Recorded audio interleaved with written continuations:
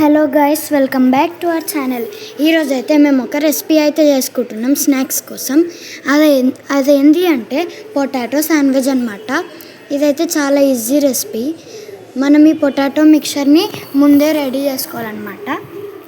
తర్వాత 2 బ్రెడ్స్ తీసుకొని దాని మీద సాస్ అయితే ఇట్లా స్ప్రెడ్ చేసుకోవాలి. మధ్యలో అసలు బ్రెడ్ కనిపించొద్దు అనమాట. అందుకే నేను సాస్ మళ్ళీ వేసుకొని అయితే స్ప్రెడ్ చేసుకున్నా. తర్వాత పొటాటో మిక్చర్ మనం రెడీ చేసుకున్నది దీని మీద స్ప్రెడ్ చేయాలి, సాస్ మీద. అది సాస్ అయితే కనిపించద్దు. తర్వాత ఇంకో బ్రెడ్ ఉంటుంది కదా, దాన్ని కవర్ చేయాలన్నమాట, వేరే బ్రెడ్ని. తర్వాత కొంచెం మెల్లగా ప్రెస్ చేయండి, లేకపోతే మళ్ళీ వేస్ట్ అయిపోతుంది కర్రీ. తర్వాత ఒక ప్యాన్ తీసుకొని గీ వేసుకొని రోస్ట్ చేయండి బ్రెడ్ని. తర్వాత సాస్లో తింటే ఉంది గాయస్, టేస్ట్ అయితే బాగుంది. ఈ వీడియో కనుక నచ్చినట్టయితే లైక్, షేర్ అండ్ సబ్స్క్రైబ్ చేసుకోండి.